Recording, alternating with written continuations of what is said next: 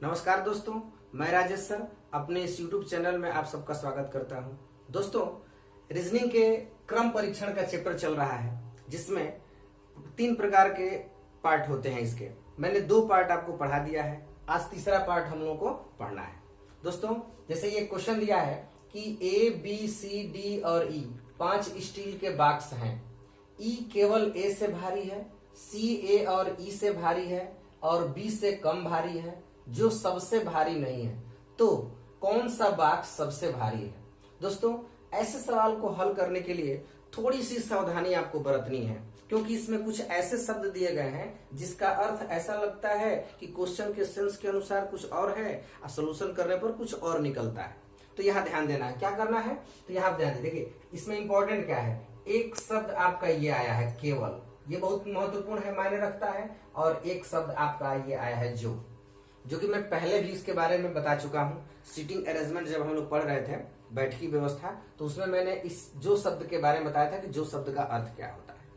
तो ये एक केवल शब्द आया है।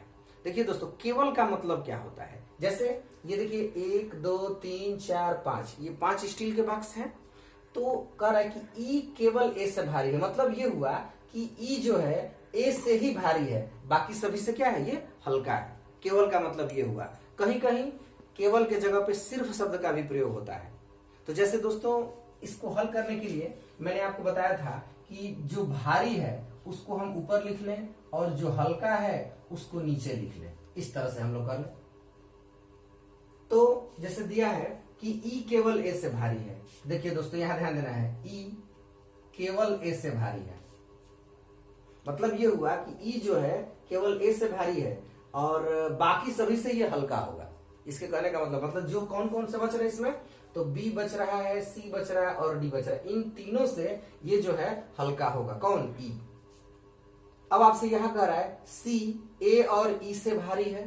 देखिए, सी ए और ई से भारी है तो ऊपर हो जाएगा, और बी से कम भारी है, और बी से कम भारी है, जो सबसे भारी नहीं है। तो दोस्तों, ये बी सबसे भारी नहीं है, ये भी सबसे भारी नहीं है, तो कौन सा व्यक्ति बच रहा है, डी बच रहा है, डी बॉक्स बच रहा है, ये सबसे भारी है। तो आपसे पूछा जा रहा है कौन सा बॉक्स सबसे भारी है, तो ये हो गया आपका आंसर डी। यहां से आपका ये विकल्प सही हो जाएगा। दोस्तों, जैसे ये पूछा गया है कि कौन सा बॉक्स सबसे भारी है, तो कभी कभी आपसे ये भी पूछ सकता है कौन सा बॉक्स सबसे हल्का है। तो अगर हल्का पूछेगा तो ए हो जाएगा, भारी पूछेगा तो डी हो जाएगा, कौन सा बॉक्स मध्य में है तो आपका आंसर सी हो जाएगा। या कभी कभी ये भी पूछा जाता है कि इनको भार के बढ़ते हुए क्रम में, आरोही क्रम में रखा जाए तो तीसरे स्थान पर कौन आएगा या चौथे स्थान पर कौन आएगा, या अवरोही क्रम में, घटते हुए क्रम में अगर इसको सेट किया जाए तो दूसरे स्थान पर कौन आएगा या तीसरे स्थान पर कौन आएगा। इस तरह से इस पर कई सारे क्वेश्चन बनते हैं। तो उम्मीद करता हूं कि आपको ये समझ में आ रहा होगा। तो अब एक ये क्वेश्चन और देख लेते हैं। इसमें यहां देखिए, यहां लिखे हैं हम कि P, Q, R, S और T में से प्रत्येक का भार अलग अलग है। R केवल P से भारी। देख लीजिए, फिर एक शब्द आ गया केवल, यानी इसका सोल्यूशन हमें करना होगा। तो यहां हम लोग देख ले, R केवल P से भारी है। देखिए, R केवल P से भारी है, S Q से हल्का है। तो दोस्तों, कहने का मतलब यहाँ पर ये सेट करना है कि जब केवल शब्द ये आ गया तो R जो है केवल P से भारी होगा, अब बाकी जितने होंगे, माने Q हुआ, S हुआ, T हुआ, इन सभी से हल्का होगा। इसका अर्थ यही ना होगा कि R केवल P से भारी है, बाकी सभी से हल्का होगा। तो देखिए, S Q से हल्का है परंतु T से भारी है। देखिए, S Q से हल्का है परंतु T से भारी है, ध्यान देना है। तो इसका मतलब ये हुआ कि T यहां पर होगा। S Q से हल्का है परंतु T से भारी है। दोस्तों, ध्यान देना है कि जो केवल शब्द आया है तो इसका यही अर्थ होता है कि इसका सिर्फ रिलेशन इन दोनों से ही मतलब है, बाकी तीनों से मतलब ये रखना है कि अगर R केवल P से भारी है तो बाकी सभी से ये हल्का होगा। तो R P से भारी है, बाकी तीनों से क्या है, हल्का है। ये शर्त हमारा सेट हो गया। तो पूछा जा रहा है परंतु T से भारी है। देखिए, तो सबसे भारी कौन है दोस्तों, इसमें ध्यान देना है। इसमें सबसे भारी कौन होगा, Q। तो आपका आंसर ये सही हो जाएगा। उम्मीद करता हूं दोस्तों कि आपको ये समझ में आया होगा। तो कुछ और क्वेश्चन हम लोग देख लेते हैं इस पर। दोस्तों एक ये क्वेश्चन देख लीजिए, 5 बच्चों टी, क्यू, एच, जे और एफ में से प्रत्येक की ऊंचाई अलग अलग है। टी सिर्फ जे से लंबा है, एच सिर्फ एफ से छोटा है। इनमें से ऊंचाई के बढ़ते क्रम में तीसरा कौन है? देखिए दोस्तों, इसमें जो शब्द का प्रयोग किया गया है वो शब्द कौन सा है? सिर्फ।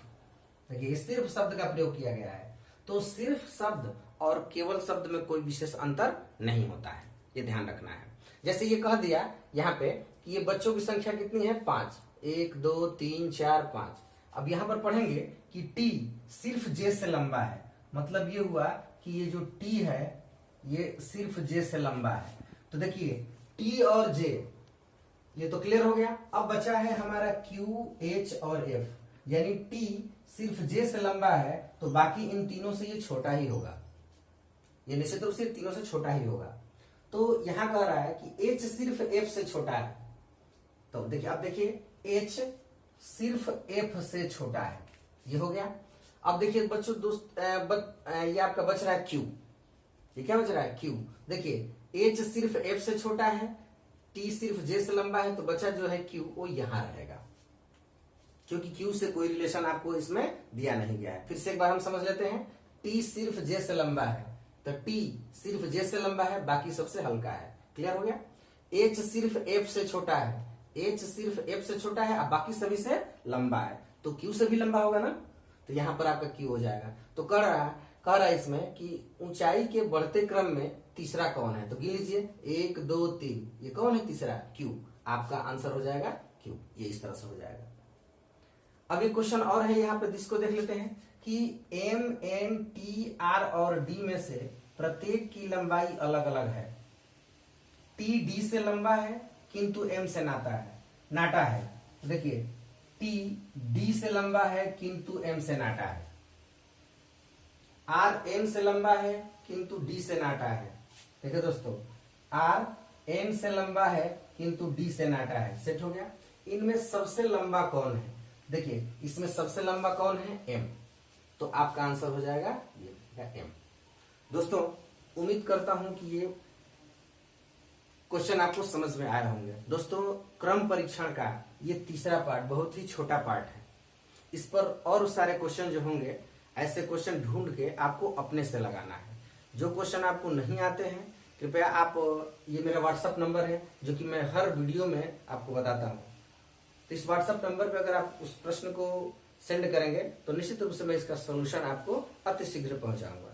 तो मेरा आपसे ये सुझाव है कि इस पर बहुत सारे इस टाइप के क्वेश्चन आपको अपने से लगाने हैं, चाहे वो बुक से हो, चाहे मैगजीन से हो या प्रैक्टिस सेट से हो, कहीं से भी हो, अधिक से अधिक लगाइए ताकि आपका कॉन्सेप्ट क्लियर हो जाए। तो दोस्तों मिलेंगे फिर हम लोग अगले वीडियो में एक नए चैप्टर के साथ। तब तक के लिए धन्यवाद। और दोस्तों मैं आपको ये बात बताना भूल रहा हूँ कि आप चैनल को लाइक करिए, सब्सक्राइब करिए, साथ ही बेल आइकन भी दबाइए ताकि जब भी मैं नया वीडियो अपलोड करूं तो इसकी नोटिफिकेशन आपको तुरंत मिल जाए। तो दोस्तों धन्यवाद।